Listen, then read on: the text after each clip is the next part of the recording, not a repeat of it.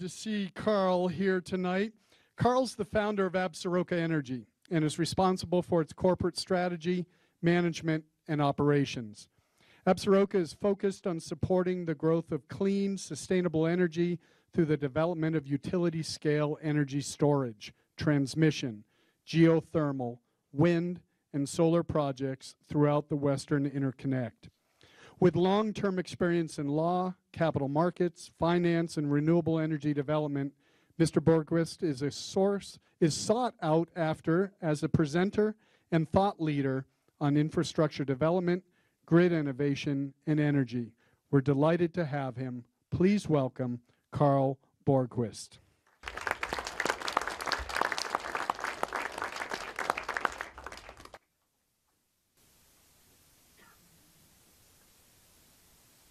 Now you're going to see whether I can run this computer or not, and then I'm not sure what you'll think when I'm done with that. And the microphone.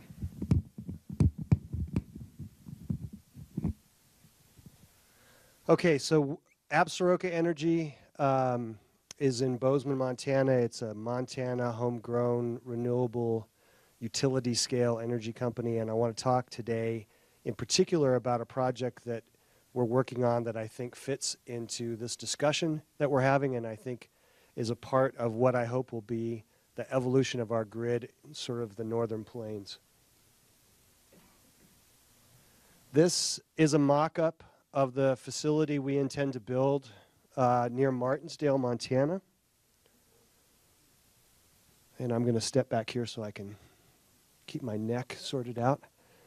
So right here, you're looking at the power station at the back of the facility. Obviously, this is the lower reservoir, the upper reservoir, and our transmission connection is back here into the coal strip line.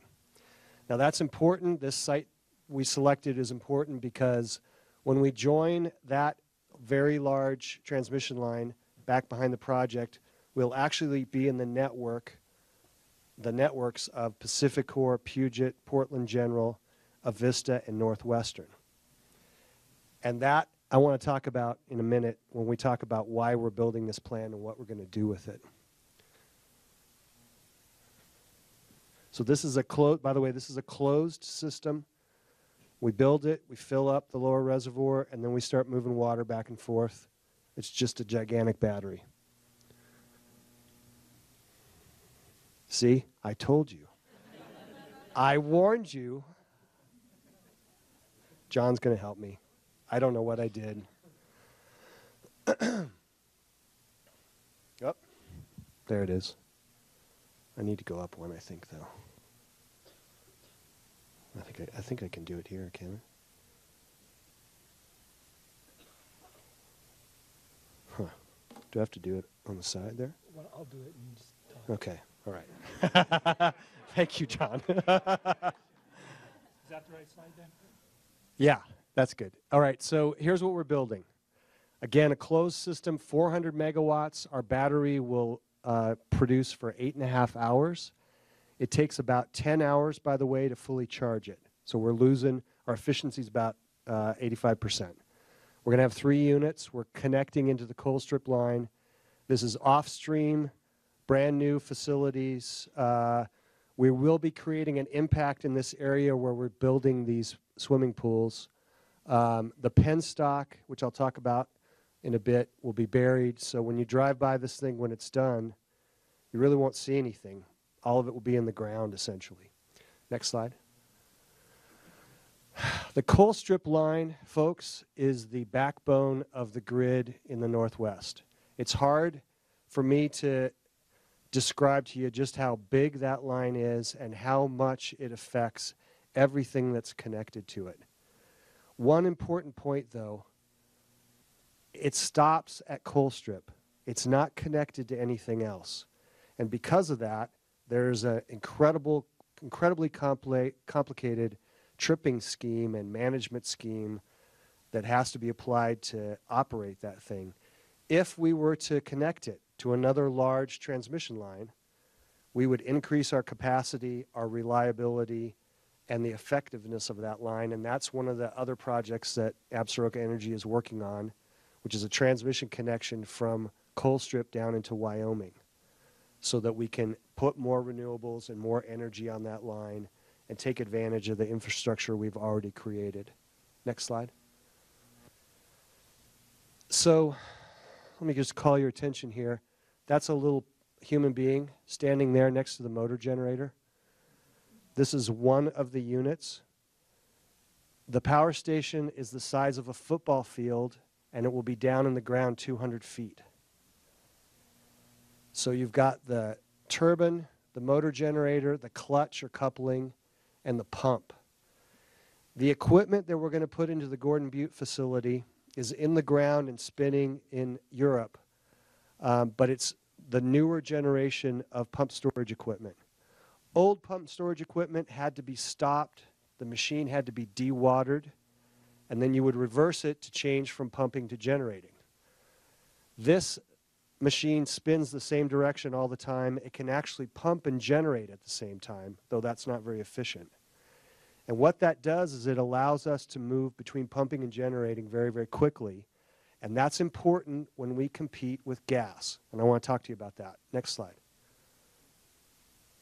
This is from the COPS facility in Austria that's using this equipment. And what you're looking at here is 24 hours. This line in the middle is essentially the facility at a standstill. And you can see that it can move very, very quickly from pumping to generating. That's really important when you're trying to backstop renewables, particularly wind, right? Next slide. This is 24 hours at the David Gates generating station. Northwestern Energy is using a gas plant to regulate its system. It has to move that plant every 4 seconds, up and down, to accommodate changes in load, changes in generation, the wind kicking on, the wind kicking off. They have to have something that they can move up and down so that the system doesn't crash. They do it with this gas plant, and this is just how this thing moves. You can see at some of these points here, we're moving almost 100 megawatts in a matter of minutes, right?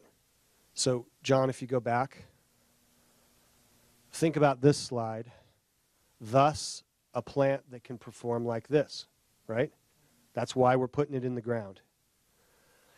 The interesting thing, the point I want to make to you, though, is if I were building a gas plant, all I can do is generate. I can't store energy. I can't cover that entire range. I can only put electrons on the grid. I can't take them off the grid. So for Northwestern or the other utilities using gas, what they have to do is they have to take that gas plant up, turn it on, warm it up, start burning gas.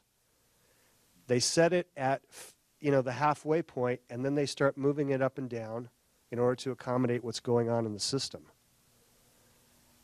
The pump storage can sit at 0, right? So it can cover that both directions. And what that means is, for the price of putting this in the ground, this is what gas can do.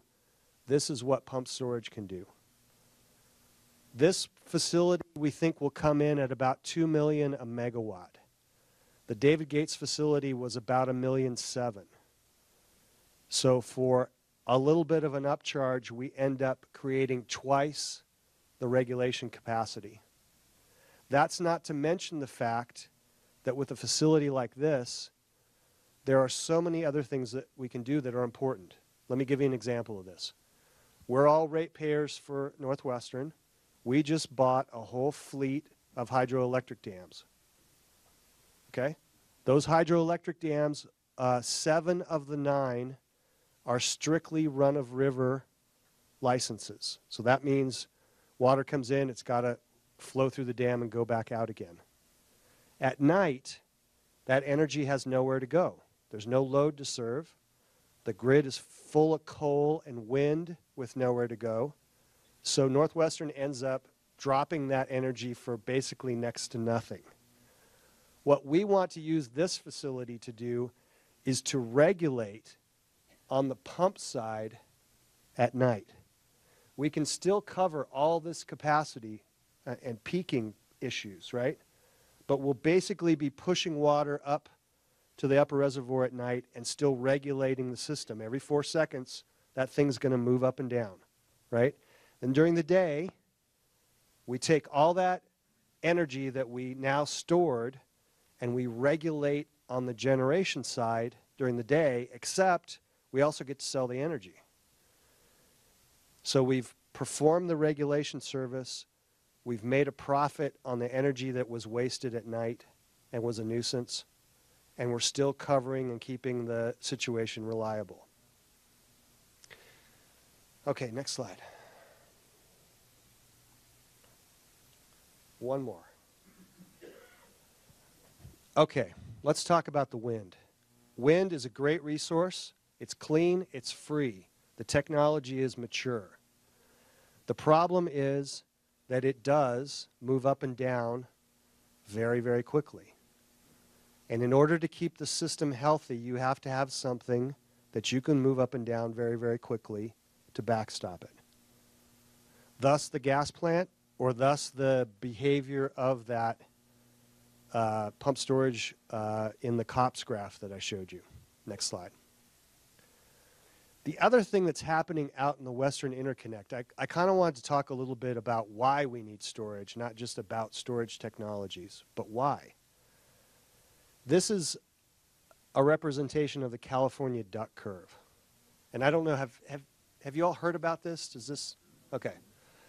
So here's what's happening in California. And by the way, what happens in California ends up affecting our energy markets and affecting us because we're all part of the Western Interconnect. In California and Arizona and Nevada during the day, the solar starts ramping up through the late morning and into the afternoon. Then, about the time that everyone is still at the office and starting to make their way home and turn things on, the solar drops off precipitously. And so the forecast, think about this, 2020, the forecast is in a matter of hours, the utilities in California have to move almost 12,000 megawatts in order to make up for the solar that dropped off. And what are they using to do that? They're using gas. Think about that. Colstrip's 2,500 megawatts, even with units 1 and 2. They've got gas plants all over that are trying to deal with this situation. Storage is the clean solution to burning gas, right? Because you can store energy while the solar is ramping up during the day and then disperse it at the end of the duck curve when people are going home and the solar is dropping off. Next slide.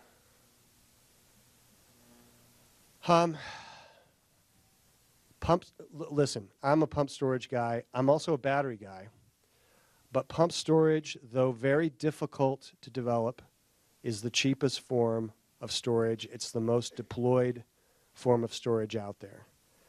It's the storage that we'll need to put in the middle of a big transmission line like Colstrip. We'll use batteries in substations. We'll use them in different places, but there's kind of a role for each of those storage mediums.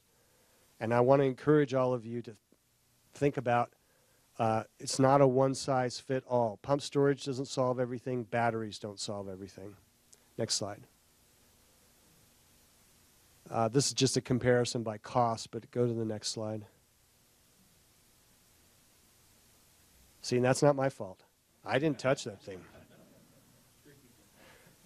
This is one of the biggest batteries, utility-scale batteries, lithium-ion batteries in North America. It's 8 megawatts. It has a capacity of 4 hours.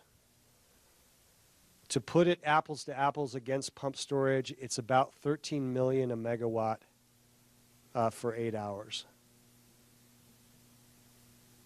So we're going to come in somewhere in the 2 million, 2.1 million range, right? Now, the advantage of this is it's easy to site. Pump storage, difficult to develop. But believe me, I just went through getting my FERC license for this project, right? That's not for the faint of heart. So again, it's not that I'm saying pump storage is the only solution. It's just you need to think about what you're going to use in what place for what problem and what that technology is going to be able to do. The price of batteries, lithium ion, will come down. And again, the advantage is it's easy to site. You pour a pad, you stick the battery in and hook it up, right? Next slide. There are a couple other storage. I was asked to talk about different storage out there. Case compressed air is another one of these where you're essentially pumping gas down into a salt dome and then bringing it back out and burning gas. You're essentially burning gas and compressed air. Next slide. This one's interesting. You essentially create a linear line going up a hill and move that weighted rail system up and down. This is a great idea. It hasn't really happened yet. We'll see how it goes. It's a linear facility that sometimes cuts through wildlife areas, so that I think has slowed some of this down. Next slide. And of course, we've got batteries in our electric cars, and we haven't quite figured out how to harness all of that, but that's coming in the next decade, I would say. All right, I'm going to be available for your questions. I'll stop there. Thank you.